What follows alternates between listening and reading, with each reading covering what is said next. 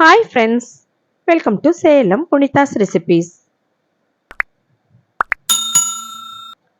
இன்னைக்கு ஒரு சூப்பரான மட்டன் பிரியாணி ரெசிபி தாங்க பார்க்க போகிறோம். இதை நாம் மேரினேட் பண்ணி அப்புறமேட்டும் செய்கிற பிரியாணி. இது ரொம்ப ரொம்ப டேஸ்ட்டாக இருக்கும். இது செய்கிறதும் ரொம்ப ஈஸி. எல்லாத்தையுமே அரைச்சிட்டு ஊற வச்சுட்டு நாம் செஞ்சிடலாம். ஈஸியாக செஞ்சிடலாம். குக்கர்லேயே செஞ்சிடலாம். அது எப்படி செய்கிறதுன்னு பார்ப்போம்.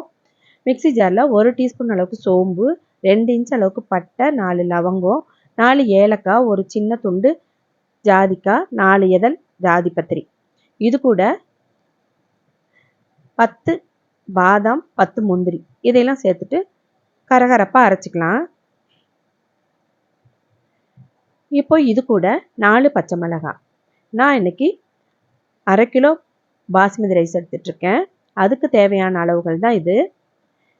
20 பல் பூண்டு, 3 இன்ச் அளவுக்கு இஞ்சி, கொஞ்சம் புதினா, இதை எல்லாமும் சேர்த்துட்டு நல்லா நைஸாக கொஞ்சமாக தண்ணி சேர்த்து அரைச்சிக்கலாம். இந்த அரைச்ச விழுதை ஒரு அகலமான பாத்திரத்தில் போட்டு அதுலேயே நம்ம நல்லா வாஷ் பண்ணி வச்சுருக்கிற மட்டனை சேர்த்துக்கலாம். மட்டன் கொழுப்போடு இருக்கட்டும். அப்போ தான் பிரியாணி மாய்ஸ்சரைஸாக ரொம்ப நல்லாயிருக்கும். இல்லைன்னா வரன்னு இருக்கும். டேஸ்ட்டும் அவ்வளோக்கா நல்லா இருக்காது. எப்பயுமே பிரியாணிக்கு மட்டனில் கொழுப்போடு எடுத்துக்கணும். அப்போ தான் நமக்கு வெந்த பிற்பாடு மட்டன் சாஃப்டாக இருக்கும். இப்போ இது கூட 1 டேபிள் ஸ்பூன் உப்பு, 2 டேபிள் ஸ்பூன் அளவுக்கு நல்ல கெட்டியான தயிர், 1/4 டீஸ்பூன் மஞ்சள் தூள், இதெல்லாம் சேர்த்துட்டு நல்லா மிக்ஸ் பண்ணி ஒரு பாத்திரத்தில் போட்டு அப்படியே 1.5 மணி நேரம் ஊறட்டும். இதை ஃப்ரிட்ஜில் வச்சிடலாம். நம்ம நல்லா ஊறினா தான் இது அந்த மசாலாலாம் மட்டனில் இறங்கி மட்டன் ரொம்ப சூப்பராக இருக்கும். சீக்கிரமாக வெந்துடும். இப்போ நம்ம இன்னைக்கு பிரியாணியை குக்கரில் தான் செய்ய போகிறோம். 1/2 கிலோ பாஸ்மதி ரைஸ்க்கு 600 கிராம் மட்டன் எடுத்துகிட்ருக்கேன்.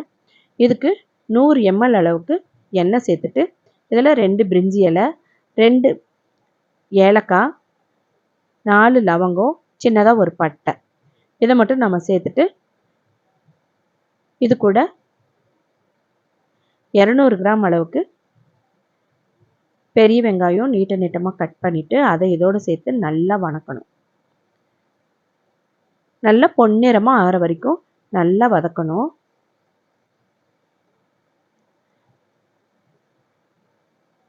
வெங்காயம் நல்லா வதங்க டேஸ்ட் ரொம்ப நல்லாயிருக்கும். நம்ம வெங்காயம் எந்த அளவுக்கு வதக்குறோமோ அந்த அளவுக்கு டேஸ்ட் இருக்கும். பாருங்கள், நல்லா பொன்னிறமாக வதங்கிருச்சு.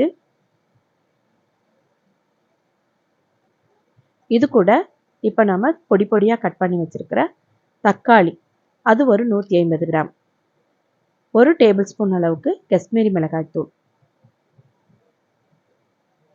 ஏன்னா நல்ல கலரும் இருக்கும், காரமும் கம்மியாக இருக்கும்.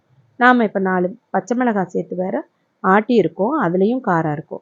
இப்போ ஒரு கைப்பிடி அளவுக்கு புதினா சேர்த்துட்டு கலந்துட்டு இப்போ நம்ம ஊற வச்ச மட்டனை இதோடு சேர்த்து நல்லா கிளறணும். 10 நிமிஷம் நல்லா கிளறணும். பாருங்கள், கிளறி கொடுக்க நல்லா இந்த மாதிரி தண்ணி பிரிஞ்சு வரும். இப்போது நம்ம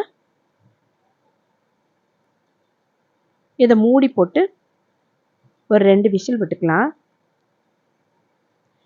அதே சமயம் ஒரு பாத்திரத்தில் தண்ணி வச்சு கொதிக்கட்டும். நம்ம பாஸ்மதி ரைஸை வேக வைக்கணும். இப்போ பாருங்கள், ஒரு 2 விசில் விட்டதும் எடுத்தாச்சு. ஏன்னா நாம் 1.5 மணி நேரம் நல்லா தயிர் இதில் ஊறிட்டு இருக்கு, நல்லா நட்ஸோட சீக்கிரமாக வெந்துருச்சு.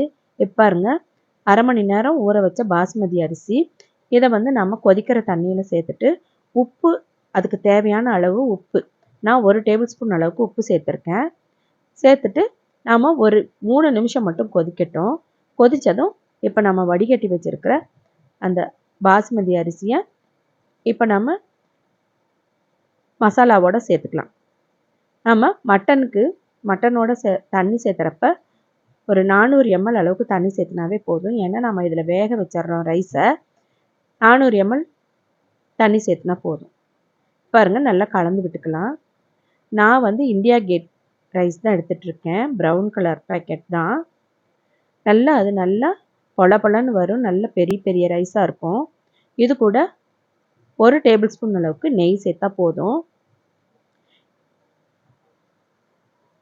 பாருங்க, இப்போ இந்த அளவுக்கு வெந்துருச்சு. ட்ரையான மாதிரி ஆயிடுச்சு. இதில் இப்போ இந்த ஸ்டேஜில் நம்ம மூடி போட்டு விசில் போட்டால் போதும். ரொம்ப நேரம் வேகக்கூடாது. இப்போது மேலே கொத்தமல்லி தழை, கொஞ்சமாக புதினா தழை தூவிட்டு மூடி போட்டு விசில் போட்டுடலாம். ஹையில் ஒரு விசில் விட்ட பிற்பாடு சிம்மில் வச்சு 5 நிமிஷம் விட்டுட்டு நாம் அடுப்பை ஆஃப் பண்ணிடலாம். இப்போ பாருங்க, ஸ்டீம்லாம் போன பிற்பாடு ஓப்பன் பண்ணால் இந்த மாதிரி நல்லா வெந்திருக்கு. லைட்டாக அடிப்பிடிச்சிருக்கு, ரொம்பலாம் இல்லை. செவந்து இருக்குது, அடிப்பிடிக்கலை, செவந்து தான் இருக்குது. இப்போ பாருங்க, சூப்பராக மட்டன் வெந்துருச்சு. வாசனை கம கமன்னு இருக்குங்க. இப்பயே எடுத்து சாப்பிடணும் போல் இருக்குது. நாம் இப்போ ஒரு ஹாட் பேக்கு மாற்றி வச்சிடலாம். சூப்பராக இருக்குது பார்க்கவே. நீங்களும் வீட்டில் இது மாதிரி செஞ்சு அசத்துங்க. செஞ்சு சாப்பிட்டு பார்த்துட்டு எப்படி இருக்குன்னு கமெண்ட் பாக்ஸில் கமெண்ட் பண்ணுங்கள். உங்களோட ஒவ்வொரு கமெண்ட்ஸும் எனக்கு ரொம்ப யூஸ்ஃபுல்லாக இருக்கும். சப்ஸ்கிரைப் பண்ணாதவங்க சப்ஸ்கிரைப் பண்ணுங்கள். என்னோடய வீடியோ பார்த்துட்டு ஒரு லைக் கொடுங்க. இது உங்களுக்கு ரொம்ப யூஸ்ஃபுல்லாக இருக்குன்னு நினைக்கிறேன். இது மாதிரி அடுத்தடுத்து உங்களுக்கு யூஸ்ஃபுல்லான வீடியோஸ் கொடுத்துட்டே இருப்பேன். இதே மாதிரி ஒரு வீடியோவில் மீண்டும் சந்திக்கலாம். தேங்க்யூ ஃபார் வாட்சிங்.